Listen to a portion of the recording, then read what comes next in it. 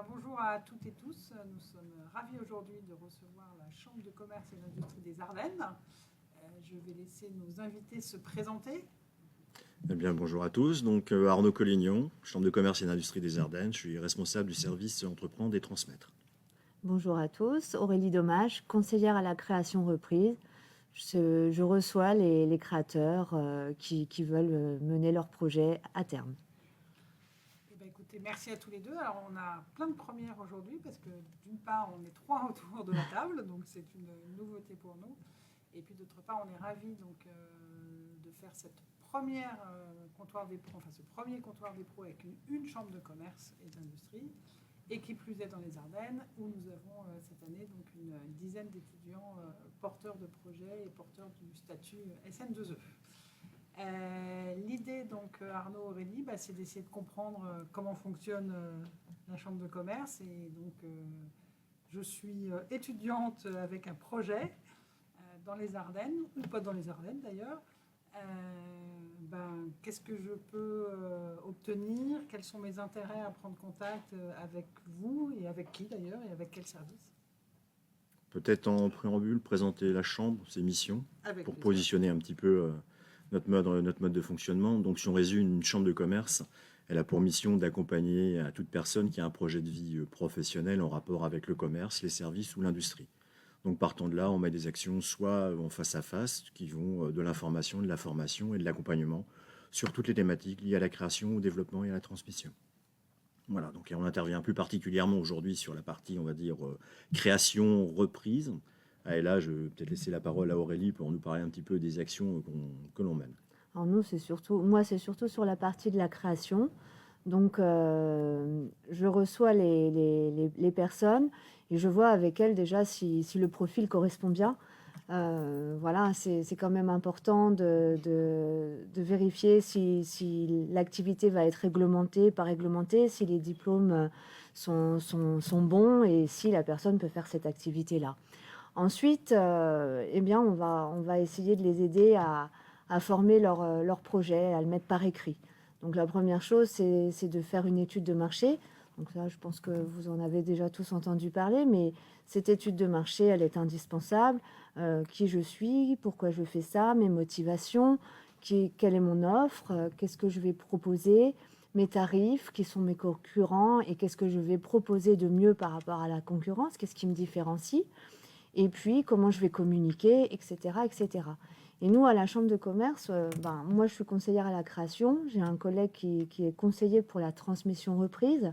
Et puis, on a d'autres collègues aussi qui seront là pour aider pour un commerçant qui va vouloir avoir un local pour le mettre aux normes accessibilité, pour vérifier des conditions générales de vente. Voilà, on est vraiment diversifié. Ensuite, quand l'étude de marché est faite, on va l'accompagner pour toute la partie financière.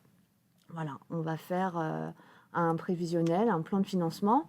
Alors, nous, ce qui est bien à la Chambre, c'est qu'on est des anciens banquiers, enfin mon collègue et moi. Du coup, on sait ce qu'attend un banquier quand il est reçu pour un projet. On les prépare, on les met en situation. Et donc, on a aussi le 20 minutes pour convaincre. Là, je te laisse faire. Alors, 20 minutes pour convaincre, ou que certains appelleront crash test. L'objectif, c'est de permettre à un porteur de projet de challenger son projet devant une équipe d'experts qui est composée d'un expert comptable et d'un banquier et d'un conseiller à la création reprise. Donc tout est dans le titre, 20 minutes pour convaincre. On se présente, on dit qui on est, de où on vient, ce que l'on va faire, dans quelles conditions. Donc les conditions, c'est on reprend tout ce qu'Aurélie vient de décrire, c'est-à-dire l'étude de marché que l'on a fait. On est là, on travaille pour qui, dans quelles conditions, combien ça nous coûte, comment on va se faire connaître, comment on finance le projet. Et puis, autour de la table, l'expert comptable va aborder les aspects juridiques, fiscaux et sociaux.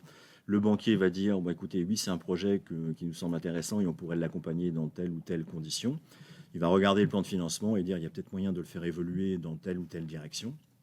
C'est aussi l'occasion de refaire le point, on va dire, sur toutes les aides qui pourraient être sollicitées par le porteur de projet. Et à l'issue de cet entretien, donc c'est vraiment un échange où on co-construit avec le porteur de projet son dossier et son futur business plan. Il va recevoir une petite feuille de route. Alors, c'est un peu compliqué. On va dire qu'il y a 30 critères qui sont analysés. On va de l'aspect commercial, donc l'étude de marché, sur le plan de financement, et on va terminer sur le positionnement du porteur de projet, est-ce qu'on a bien compris son projet, et en fait ça lui permet de bien le présenter en disant tiens maintenant je peux aller voir mon banquier, je sais comment je vais pouvoir le présenter. Et on est relativement simple, on fonctionne avec des codes couleurs, du rouge, du orange et du vert. Vous comprendrez que le rouge, c'est des éléments à retravailler, l'orange on a bien compris, et le vert, eh bien on peut y aller. Voilà, l'objectif c'est avant tout d'échanger, de co-construire, et puis on se revoit. Donc moi, j'assiste par exemple à ces comités et Aurélie va prendre le relais sur le porteur de projet à qui elle a proposé cet entretien. Alors, on a abordé beaucoup de sujets, c'est pas grave. Je reprends, donc Aurélie, vous avez parlé donc, de profils qui correspondent bien. Donc vous avez parlé de deux choses, donc diplôme et puis Réglementation. l'activité, réglementation.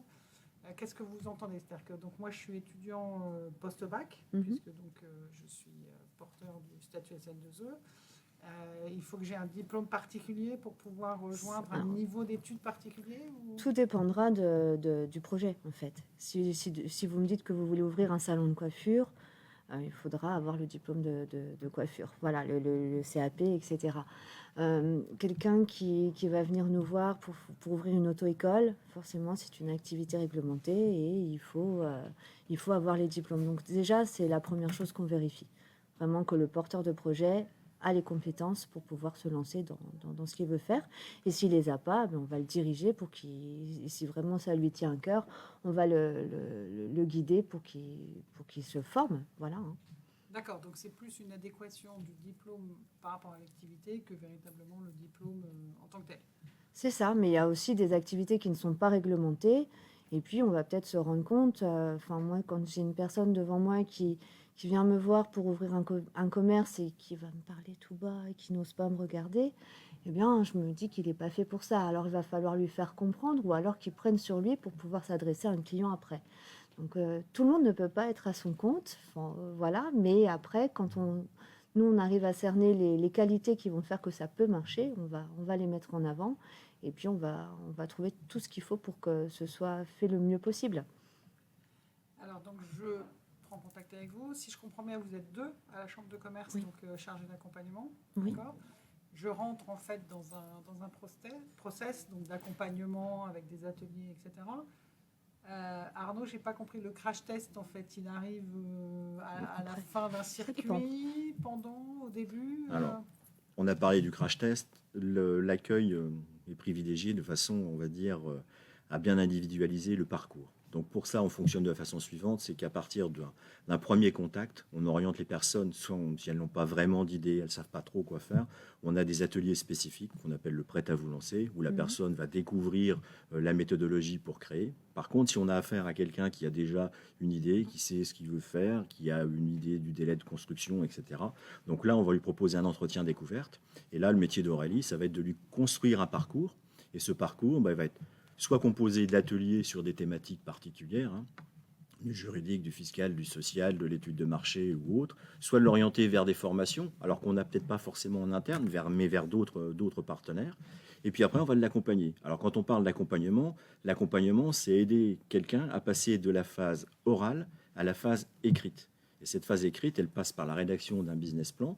Donc, toute cette batterie d'accompagnement, le nombre de rendez-vous, ne nous demandez pas combien il en faut, on ne vous le dira pas, parce que ça va dépendre de l'état d'avancement, ça va dépendre de la capacité de chacun à s'adapter et à nous répondre. Mais un seul objectif, être capable de présenter son projet devant un public mais qui va pouvoir dire « oui, j'y crois, oui, je vous accompagne ». Et c'est à ce moment-là qu'on positionne effectivement les 20 minutes pour convaincre. Donc les accompagnements, Aurélie peut en parler peut-être un petit peu plus en détail. Il y a des dispositifs qui existent, du chèque réa, etc. Donc ça, je vais lui laisser qu'elle expose un petit peu le sujet. Surtout pour des jeunes. Voilà, il y a la région qui prend en charge tous les accompagnements. Ça s'appelle le chèque création. C'est très simple, surtout à vos âges, d'aller le chercher sur Internet.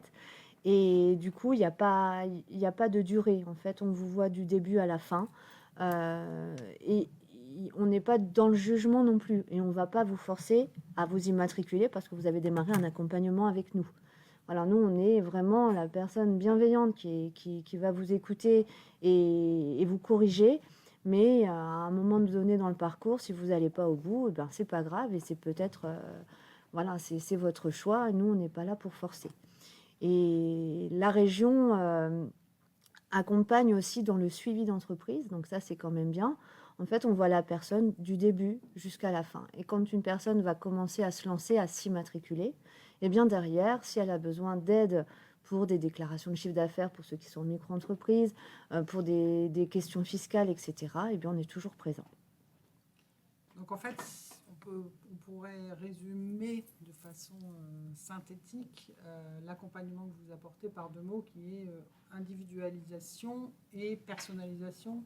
C'est-à-dire que vous avez un cadre dans lequel vous venez piocher et monter, on va dire, un programme d'accompagnement qui est spécifique projet par projet. On essaie de le faire sur mesure, quelque D'accord, part. Oui, sur c'est mesure. ça. Ça résume encore mieux. L'objectif, c'est c'est d'adapter. On a une offre, on a des compétences.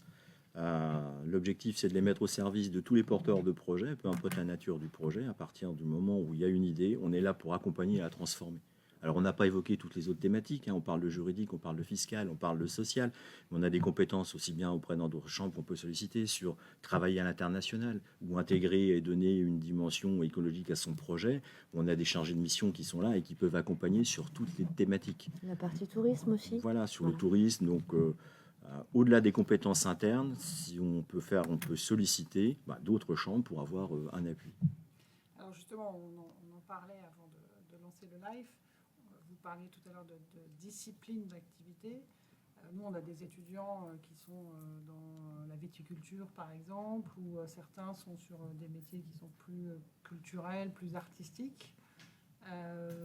Tout ça, parce que derrière chambre de commerce, moi j'entends commerce. Donc, est-ce que du coup, il y a des spécificités qui sont liées à l'artisanat ou éventuellement au côté agricole? Je vais quand même à la chambre de commerce. Comment ça se passe? La clé d'entrée, je dirais, quand on a un projet, peu importe, on appelle.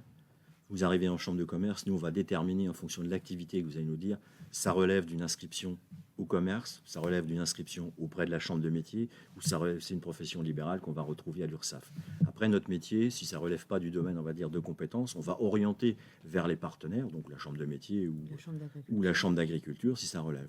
Par contre, c'est vrai qu'on accompagne aussi les professions libérales, et Aurélie, on rencontre souvent, par exemple. Les professions libérales dépendent de l'URSSAF. Donc effectivement, ils n'ont pas beaucoup d'informations quand ils recherchent. Et nous, à la chambre de commerce, on les prend. Donc voilà. Alors, on a une particularité à Pépite. On oublie parfois que Pépite, c'est un acronyme. Et donc, derrière le T de Pépite, c'est transmission. Oui. En préambule, vous êtes présenté en disant que ça peut être de la création, de la transmission ou éventuellement de la reprise. Oui. Alors, c'est vrai qu'on n'a nativement pas beaucoup d'étudiants qui sont orientés sur la transmission ou de la reprise. On peut peut-être en dire quelques mots, c'est-à-dire éventuellement un étudiant. Alors, j'imagine qu'on n'a pas obligatoirement le profil en étant étudiant pour reprendre une société, mais un étudiant, par exemple, qui est dans un profil de transmission, ce qui peut arriver. Là aussi, c'est le même parcours, il y a une petite particularité? Alors, la reprise-transmission, on va dire que la reprise, elle est traitée comme la création. Un projet de reprise, c'est un projet de création où on va racheter des éléments, etc. Donc ça, on a un accompagnement qui est spécifique et on a des compétences spécifiques. Donc on a un chargé de mission, Bruno Remy, qui est là pour accompagner un porteur de projet qui va dire, moi j'ai envie de reprendre une entreprise, soit j'ai trouvé la cible à reprendre, soit je n'ai pas trouvé la cible à reprendre. Notre métier, ça va être quoi? Ça va être de rechercher, de définir des critères et de trouver une entreprise à reprendre. Et après, donc, on est dans une phase d'accompagnement, comme on l'a dit sur la phase du chèque réa. Là, on va faire la même chose, on va l'accompagner et lui faire son business plan pour l'accompagner jusqu'à la reprise de l'entreprise. Donc ça, c'est la partie, on va dire, reprise. Alors tout ça, ça se fait comment?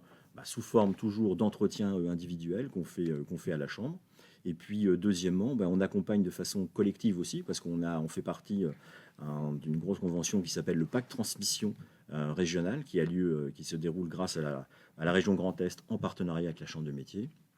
Vous allez avoir de l'accompagnement individuel, mais aussi des ateliers thématiques sur la reprise.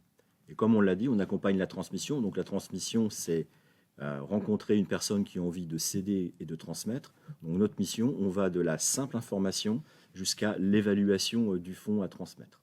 La promotion de l'offre, et puis je dirais, si on trouve un repreneur tout de suite, la boucle est bouclée, on prend le repreneur et on a conservé le tissu économique local. couvert beaucoup de sujets. Je suis étudiant. Est-ce que la Chambre de commerce organise des challenges, des pitchs collectifs? Est-ce qu'il y a des choses comme ça ou des événements qui sont vos marques de fabrique, on va dire, et qui reviennent annuellement et sur lesquels un étudiant peut venir se greffer? Alors, on participe à pas mal de manifestations quand même. Moi, par exemple, j'interviens tous les mois chez Pôle emploi. Alors, il y a Pôle emploi Rethel, Pôle emploi Sedan, Charleville, même dans la vallée. Et je fais des ateliers sur le prêt à vous lancer. Alors, pas des ateliers avec des slides, hein. On laisse la parole aux personnes et elles posent les questions et on essaye de répondre à toutes les questions pour ensuite avoir un entretien pour celui qui va vouloir aller loin. On est présent sur les salons de la mission locale, les forums job, les forums emploi, etc. Demain, par exemple, on a CCI France qui organise avec 1000 entrepreneurs. C'est la semaine prochaine, on va avoir 80 étudiants, 90 jeunes, oui. 90 jeunes qui vont venir. Il y a des entrepreneuses qui viennent témoigner, leur expliquer leur parcours pour les encourager. Avant-hier, j'étais à la journée de la femme. Voilà, on essaye d'être présent sur toutes les manifestations et avec nos partenaires, on travaille régulièrement avec l'ADI, avec la Pépinière, avec Champagne-Ardenne Active, avec Citélab. Voilà, on essaye de travailler main dans la main et pas en concurrence. On va dire qu'on essaye d'être présent sur tous les événements où la thématique de la création d'entreprise peut être abordée. Que ce soit des forums organisés, comme on l'a dit, forums emploi ou autre, il y a toujours une dimension création. Et on essaye d'être présent à tous ces événements-là.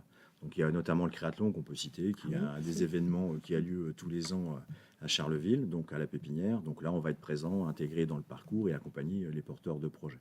Après, les chambres sont en cours et vont reproduire d'autres événements et d'autres forums qui sont en cours de préparation. Donc ça, ils arriveront et la promotion se fera régulièrement. Après, on peut citer d'autres événements qui sont réguliers. Tous les ans, on organise, dans le cadre de la semaine de la transmission, un gros événement sur la transmission d'entreprise. Alors qu'il dit transmission, on dit aussi reprise. C'est ouvert aux repreneurs, où là, on va avoir une batterie d'experts à la fois nationaux, locaux, qui vont intervenir. Là, on est en train de préparer une opération qui s'appelle comment réduire la facture dans le cadre de la transmission. On va travailler avec les notaires, les experts comptables. Donc, on organise des événements de cette envergure. On arrive sur la fin de notre comptoir des pros, donc on a parlé de points d'entrée, on a parlé de sur-mesure, on a parlé que vous étiez un acteur local. Est-ce qu'il y a un point ou un sujet qu'on n'aurait pas abordé, que vous souhaitez partager avec les étudiants pépites? On peut dire que toute question est bonne à poser. L'interlocuteur vous appelez, on trouvera un interlocuteur pour vous répondre, soit en interne. Après, on est aussi un lieu où on traite de ce qu'on appelle la partie administrative des immatriculations. Oui. Voilà, donc on fait toutes les immatriculations, les modifications, les radiations, ça sont les obligations réglementaires. On accompagne dans toutes ces démarches administratives qui paraissent peut-être un petit peu réticentes, qu'on ne sait pas trop comment faire, mais on est là aussi pour ces aspects-là. On leur dit de ne pas rester tout seul, surtout de se faire accompagner et puis voilà, de mettre toutes les chances de leur côté. Aurélie Arnaud, merci beaucoup. Et puis, la Chambre de commerce des Ardennes à la disposition de nos étudiants porteurs de projets SN2E. Merci. Merci à vous.